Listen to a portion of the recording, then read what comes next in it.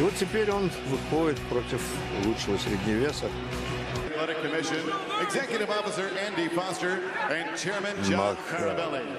Баффер перечисляет, как обычно,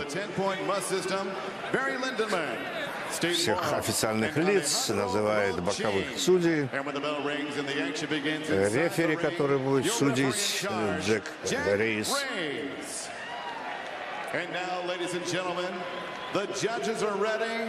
Если не ошибаюсь, это брат Мартиросяна, слева был сейчас на экранах.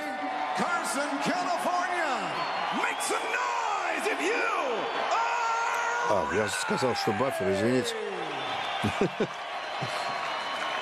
Я так привык, что на главных боях всегда присутствует Майкл Баффер. Но видите, даже то, что не главный ринг-анонсер сегодня в ринге, это тоже говорит о том уровне до этого поединка. 21 big wins coming by way of knockout. Here's the two-time light middleweight world title challenger from Glendale, California, by way of Abovian Army. Из Глендейла. Это такой армянский район в Лос-Анджелесе. Там наиболее компактно проживает вот калифорнийская диаспора. Армянская, там даже магазины на армянском языке. А там, да, насколько я помню, там даже целый район есть, Литл Армения называется. Ну, это вот Глендейл, там все такое. Ну и вот пояса Геннадия Головкина за ним. Кстати, здесь вот одна из симпатичных ринггерл, она держала особый пояс. Здесь Всемирный боксерский совет, они презентовали именно специальный пояс для вот Синка де Майо, который получил название «Настоящий герой», и посвящена она бывшему президенту Мексики, основателю WBC Адольфо Лопесу Матеусу. Но опять-таки все это было организовано и сделано в надежде на бой. Да, Головкин, потому что Канело. Национальный... Но не срослось. Праздник, вот как раз здесь четко видно, ровно в центре ринга, вот такой синеватый пояс, это та самая специальная регалия. За Мартиросяном как раз находится. И пока дают финальные инструкции, расскажем. Синка де Майо – это национальный праздник в Мексике, посвящен победе над американскими войсками при Пуэбло, но, тем не менее, войну-то мексиканцы проиграли, но празднуют широкомасштабно, и называется этот праздник даже как аналог Дня Святого Патрика среди ирландцев, только вот тот же самый День Святого Патрика, только среди мексиканцев. Едят мексиканскую еду, слушают мексиканские песни, смотрят мексиканский бокс. Но сегодня это все только формально. А так, конечно, все ведущие мексиканские бойцы, ведущие мексиканские чемпионы старались проводить именно в этот день свои главные поединки.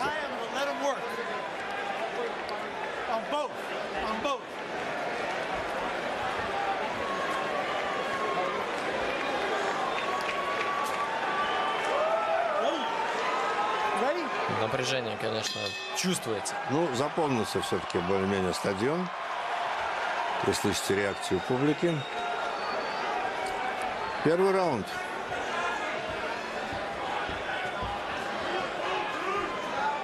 Головкин редко когда форсирует события сразу с самого начала. Где-то первые 3 раунда обычно уходят на разогрев, но после этого начинает он соперника гвоздить. Бросается довольно рискованно Ванес. Но обещал оправдывать он свое прозвище, ночной кошмар. Обещал этот кошмар устроить он Головкину. Но Головкин, посмотрите, уже достает соперника. Да, начинает попадать. И джеб, и справа уже был одно неплохое проникновение, я бы сказал.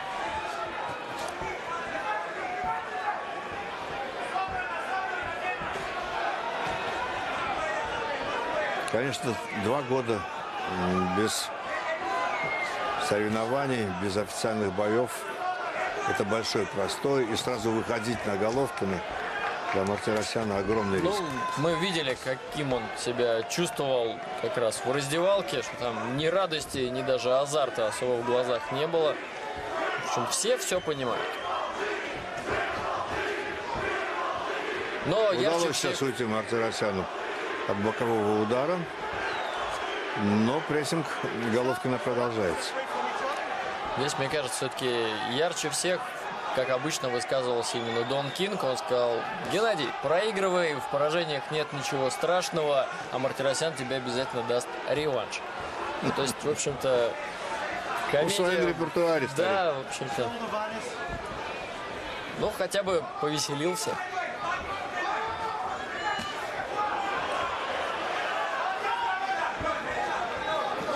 Уже немало пропущенных ударов Мартиросяном.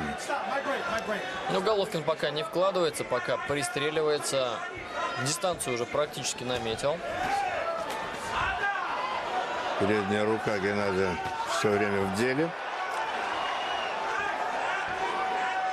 И часто достает он джебом Мартиросяна.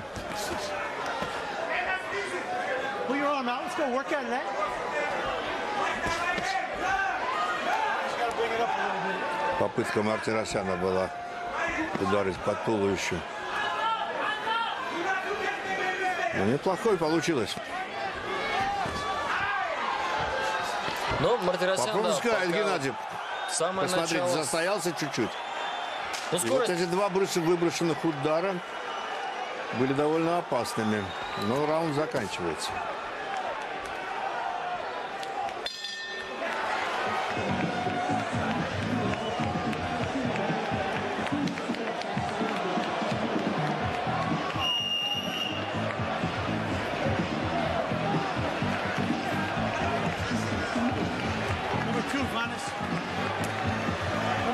Легко и безоблачно складывалось все в первом раунде для Геннадия Головкина, но какая-то вот непонятная секундная расслабленность привела к тому, что Мартиросяну удалась удачная атака. И вот, конечно, Головкин сейчас бросится реваншироваться за тот небольшой эпизод. На колено встал Мартиросян. Ну, его просто... Да, развернул Головкин. Развернул, да, повис немножко на нем.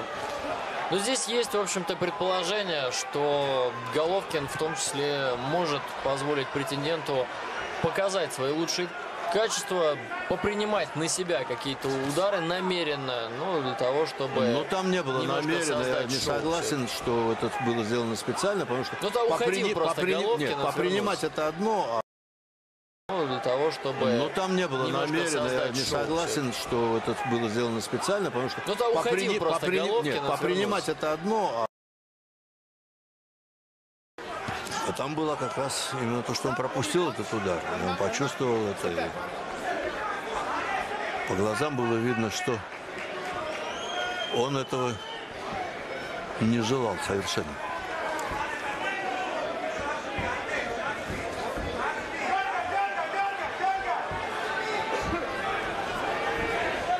Готовит атаку Головкин. Довольно большая пауза.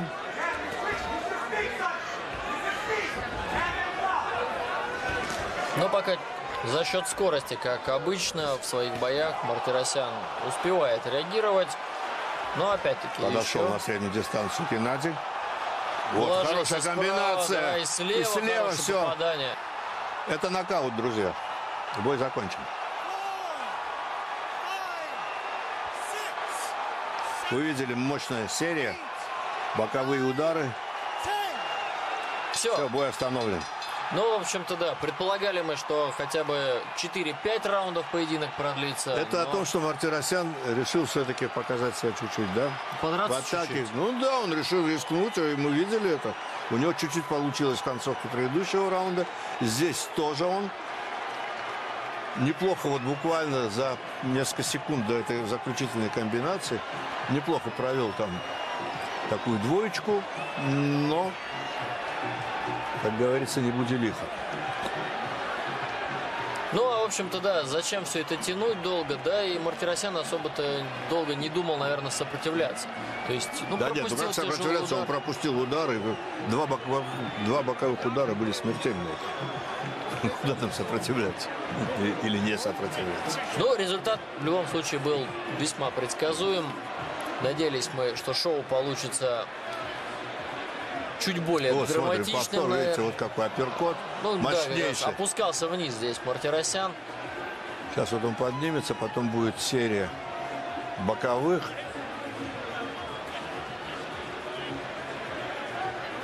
И вот справа.